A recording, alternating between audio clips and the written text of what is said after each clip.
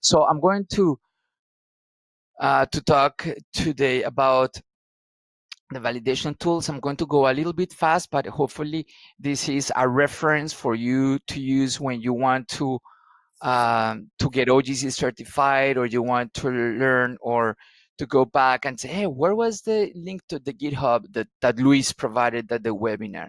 So that's my goal today, is to provide most of the information possible so you can go on having this presentation and then follow the process to get OGC certified and use our tools.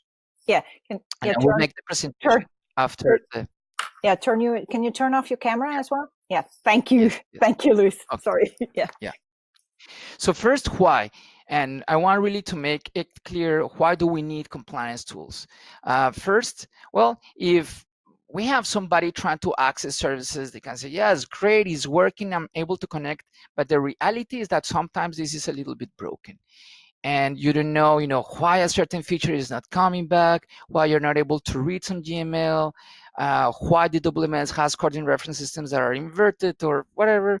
So we need somehow to provide a proof that yes, the server or the client or the data, whatever implementation is behind it, is implementing properly and has been tested, and it has a logo that says, yes, I've been certified. I can show that I'm able to implement an OGC standard properly. So we have this OGC compliance badge that is created for every product and for every standard version that is tested against. Right now we have about 980 implementations registered in the portal. And this is because we have, even though we have one product, version 1.0, 1.2, 1.3, all those are different implementations for us. And we have about 297 compliant products. We have been around doing this about 15 years. And we don't only provide a badge, but we provide a database where, if you're interested to know who has been certified, that you can go and search. For the product, you can go and search for the standard and see who has implemented, and also who has been compliant and who is reference implementation. So you can find all that in our database, and this is the link here. And hopefully, if you are an implementer developer, are you implementing OGC standards, that when you say that you are certified, you can get more business. And this is what it's all about, that you can also interoperate better with other products and solve faster. So how does it work? One, you go to the OGC testing facility, what I will talk a little bit later. Then you apply online, you pay the license fees, you product in the database, and then you can use the certified logo. So it's really very simple. Now, the license fees are this, because I always get asked this question. So it really, if you are a small company and you are a non-member, is 300. It's very, very little. If you're a big company, then it's a little bit more. If you are a member and higher members, then you get like unlimited packages.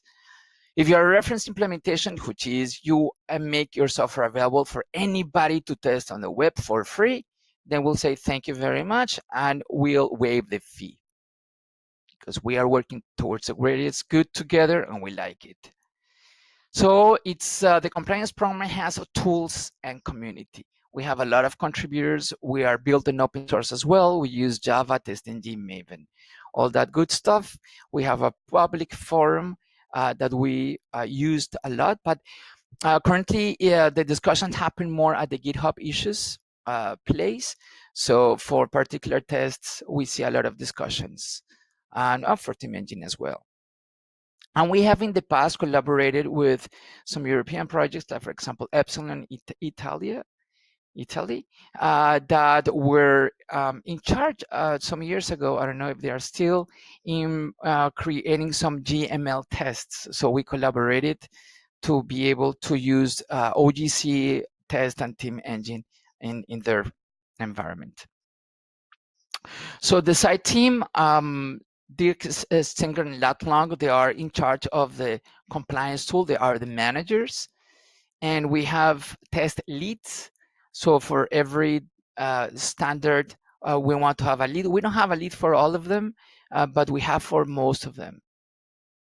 And if you want to know more about who's contributing, you can go there. But we do two major releases every year, and we do beta releases every month. Now, how to test? If you go to this is the official site. You will see like this welcome page, talks about the benefits and links to the GitHub, to the forum, process of how to get certified, test how do we do the testing, links to the OGC implementation database. So this is a good starting point. And you will see the tests that we have currently available. So you see the versions of the standards and also the versions of the revision of the test that is being available. Everything is in GitHub. So this is the GitHub for Team Engine, which is the tool. And this is the GitHub link to the information about how to use Team Engine, which I'm going to talk a little bit about it. So there are different ways that you can run it. You can run it in the production website. There's also a beta website. You can use it via the REST API. You can download and install it locally. You can run it via Docker, or you can download only the test and run it via TestNG. This is good for developers if you want to do continuous integration with your software. That you download TestNG, you put some checkpoints, and then you can interact with your software. This has been very convenient. So that's really the good thing about using the OGC validator, that has all these different options that you can run it. So how do you run it? You log in. It's very simple. You just register, log in. Then it will tell you if you want to create a new session, or you can see previous sessions, which will show the when you run it and description. You can delete the session, and you can click and see the results. If you want to start a session, then it will pop you to select a standard. And we have here organization because there are some, this is open source, so we allow everybody to download it, and anybody that is interested, and just have different organizations. So the model is, you can have different organizations. For each organization, you can have different standards. So you pick the standard, and then it will pop you to provide some input to run the test, like the endpoint, right? The capabilities URL. And then you get the results. The results summarize the test name, what the time, the input that was used, the results. We use in OGC these terms of core conformance classes, which is just grouping of tests. So it will provide you information about if the core conformance plus test, if you can get certified, and some statistics about it. And you can go down into more details and see, well, in a particular test, give me the description. You said the test name, the test description, the test result, the test request, and if there is a reason for failure, then you will see it. There is also this wiki that allows, if you're interested in developing the tests, it will tell you how to do it. So there is a guide for TestNG, how to code this test in TestNG, how do you start. There is some configuration so it can run in Team Engine, but everything is open and is hopefully easy for some of you to use. Now, how to get OGC certified? So once you go to Team Engine and run the test, you go to this portal, which is information about the products.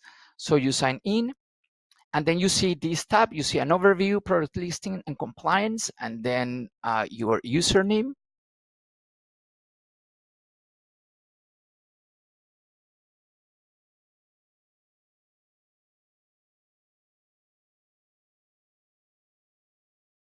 When you go to Team Engine and test, and then you can link to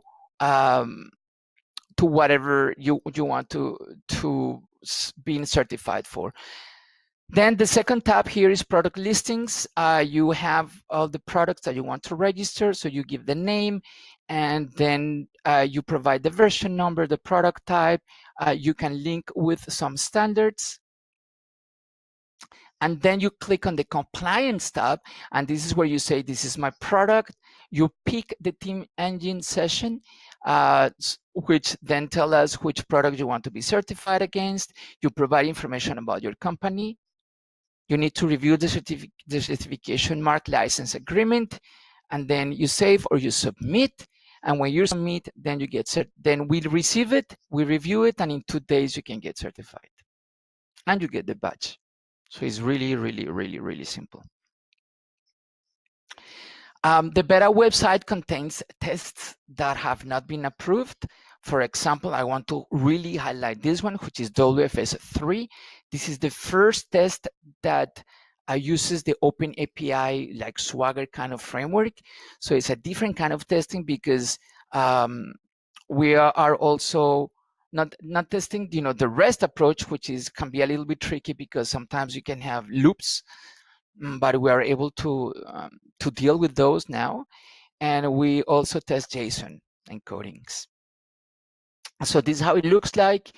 So you can go to TE2, which is the where the beta website is.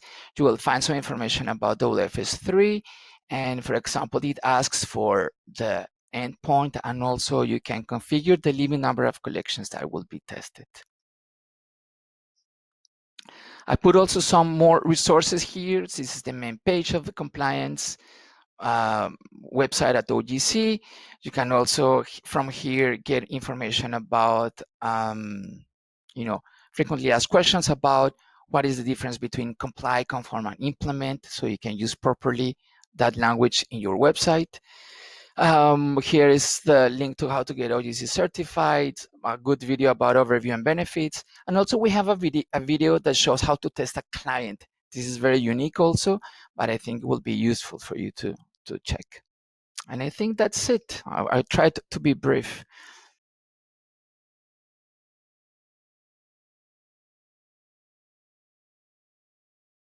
So no, if you want to get OGC certified, the license is to use the logo, the permission to use the logo. We are, I think, the only standards organization in the world that makes this test an environment for free. Other standards organizations charge, I mean, $50,000 is the minimum. We make this because we think it's important. Interoperability is important for the world. We want to the program is not giving really, it's not a lot of revenue for OGC. It's just there to keep the developers, to have a tool for developers. Yeah, we need to charge some license fee to keep it, at the minimum level. But anybody can download it and can do their own internal testing. But if you want the logo and put it on your website, on T-shirts, wherever, saying that you're OGC certified, then you need to pay the license fee.